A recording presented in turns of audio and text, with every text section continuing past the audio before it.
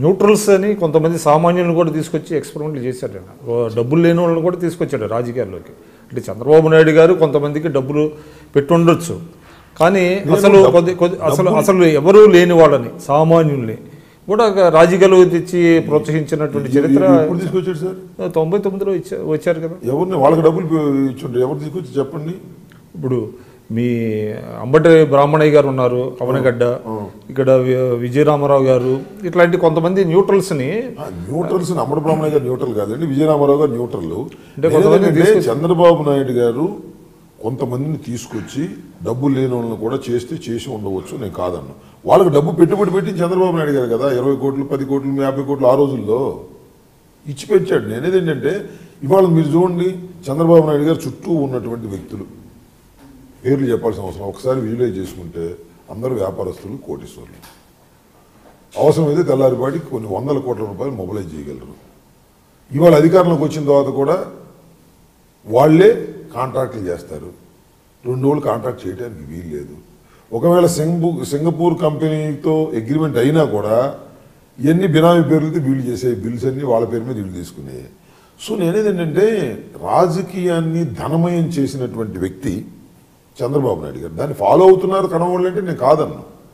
ధనమయం చేయడానికి చంద్రబాబు నాయుడు గారే ప్రధాన సూత్రధారి.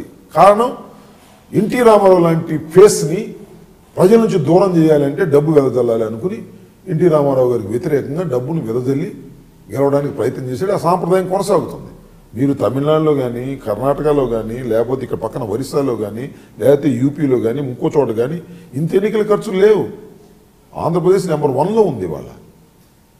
దీనికి కారణం చంద్రబాబు నాయుడు గారని నా అభియోగం. అవునో కాదో ప్రజలు తెలుసుకోవచ్చు. ఇప్పుడు మీరు వైఎస్ఆర్ గారికి చాలా సన్నిహితులు, ఆయనని చాలా దగ్గరగా చూశారు. ఇప్పుడు జగన్ గారిని కూడా చాలా దగ్గరగా చూస్తున్నారు.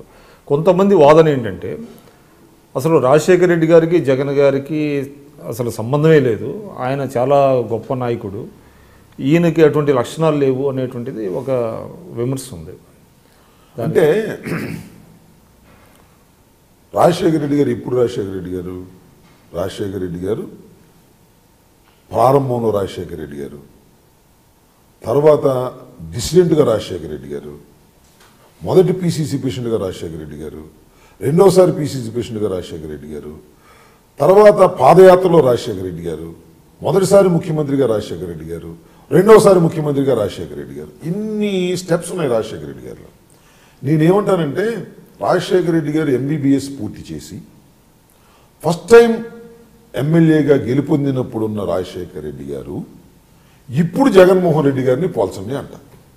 పోలిస్తే రాజశేఖర రెడ్డి గారు రాజారెడ్డి కుమారుడు, జగన్మోహన్ రెడ్డి గారు మాజీ ముఖ్యమంత్రి దివంగత రాజశేఖర రెడ్డి గారి కుమారుడు.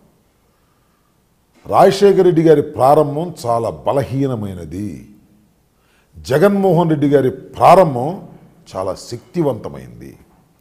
మీరు కానీ లేకపోతే ప్రజలు కానీ లేకపోతే విశ్లేషకులు కానీ ఏమంటారంటే రాజశేఖర రెడ్డి గారు చనిపోయే ముందు హెలికాప్టర్ ఎక్కే ముందు చెయ్యి ఊపుతూ పంచికట్టు కట్టుకుని చెయ్యి ఊపుతూ వెళుతున్నటువంటి ఆ రాజశేఖర రెడ్డి గారిని ఇవాళ జగన్మోహన్ రెడ్డి గారిని పోలుస్తున్నారు. Is a matured politician Rajasekhara Reddy గారు.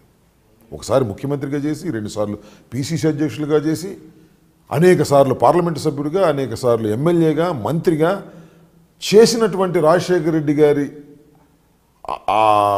దాన్ని ఏమంటారు అంతిమ దశని జగన్మోహన్ రెడ్డి గారి ప్రారంభ దశతో పోల్చవద్దంటున్నా. జగన్మోహన్ రెడ్డి గారి ప్రారంభ దశ రాజశేఖర రెడ్డి గారి ప్రారంభ దశ పోలిస్తే జగన్మోహన్ రెడ్డి గారు 1000 రాజశేఖర రెడ్డిల పెట్టులాగా తయారవుతాడు. మీరు ఒకసారి చూడండి, నల్ల కాలువలో జగన్మోహన్ రెడ్డి గారి స్పీచ్, ఇవాళ జగన్మోహన్ రెడ్డి గారి స్పీచ్ చూడండి. There is a lot of difference. So ఎదుగుతున్నారంటారు, మెచ్యూరిటీ వస్తుంది, ఈజ్ గ్రోయింగ్. అసలు మీరు రాజశేఖర రెడ్డి గారి వయసుకి జగన్మోహన్ రెడ్డి గారు చేరిన తర్వాత రాజశేఖర రెడ్డి గారి కన్నా ఒక అద్భుతమైనటువంటి పర్సనాలిటీని జగన్మోహన్ రెడ్డి గారిలో చూసి తీరుతారంతే, దానిలో ఏ విధమైన సందేహం లేదు. ఏంటి ఆయన వర్చ్యూస్ ఏంటి జగన్ గారి వర్చ్యూస్? జగన్మోహన్ రెడ్డి గారు నిరంతర శ్రమజీవండి. ఒకటి క్రమశిక్షణ కలిగినటువంటి జీవితం. రోజు ఎక్సర్సైజ్ చేస్తారు, అన్నిటికన్నా మించి లిమిటెడ్ ఆహారం, ఎంత ఆహారం కావాలో అంత ఆహారమే తీసుకుంటాడు, డైలీ ఎక్సర్సైజ్ చేస్తాడు, నిరంతరం శ్రమ చేస్తాడు. దీనికన్నా మించింది ఏంటన్నా ఒకటి. లేదంటే అన్నిటికన్నా మించి పట్టుదల, సాధించాలనే తపన, అదే దృక్పథంతో ముందుకు వెళ్తాడు. ఆయనతో పనిచేయడం చాలా కష్టంగా కూడా ఉంది మాకు నిజం చెప్పాలంటే.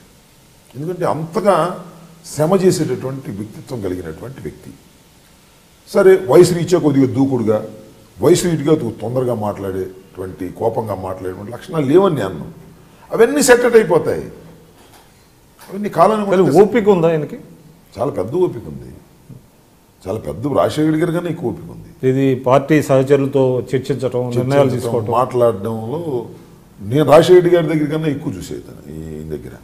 అసలు దానిలో ఏమి సందేహం లేదు. నిరంతరం పైగా ఊరిని హాయిలాగా కలిసి మాట్లాడు, క్వాలిటీగా ఉంటుంది. ఆయన మాట్లాడితే ఓ 10 నిమిషాలు 20 నిమిషాలు క్వాలిటీగా మాట్లాడతాడు. అయితే ఆయన ఏంటంటే చూద్దాంలే చేద్దాంలే అనేటువంటి ప్రశ్నలు ఉండవు. మనం ఏదైనా ఒక మాట అడిగామనుకో అది అప్పుడు తేల్చేస్తాడు ఆయన. రాజశేఖర రెడ్డి గారు ఏం చేసేవాడంటే ఓకే రాంబాబు కేవీ రామచంద్ర గారిని కలువు అంటాడు, ఆయనకి ఇష్టం లేకపోతే. ఆ ఇష్టం లేని విషయం కేవీ రామచంద్ర గారు చెబుతాడు, అది వద్దులేవా నీకు ఇంకో పని చూసుకోమని. ఈయన అక్కడే చెప్పేస్తాడు, వద్దులే అన్న అది కుదరదని. సో ఇలాంటి మెలకువలు కొన్ని కాలానుగుణంగా కానీ అసెంబ్లీ సమావేశాల్లో జగన్ గారు ఎక్కువ పర్సనల్ విషయాల మీద వెళ్తున్నారు. అదేవిధంగా కొంత హోంవర్క్ చేసుకోకుండా, అంటే మిగతా తన శాసనసభ్యులతో కలిసి ఒక చర్చించుకొని రేపొద్దున ఏం చేద్దాము, ఈరోజు ఏం జరిగింది అనేటువంటి హోంవర్క్ చేయకుండా వెళ్ళి ఎవరు పడితే వాళ్ళు మాట్లాడటం వల్ల కొంత వ్యూహం దెబ్బతింటుంది అనేటువంటి భావన సీనియర్స్లో చాలామంది ఎక్స్ప్రెస్ చేస్తున్నారు. ప్రైవేట్ సంభాషణ ఒక విషయం ఏంటంటే విక్రమ్ గారు, అసెంబ్లీ అనేది వన్ సైడెడ్గా జరిగేది కాదు.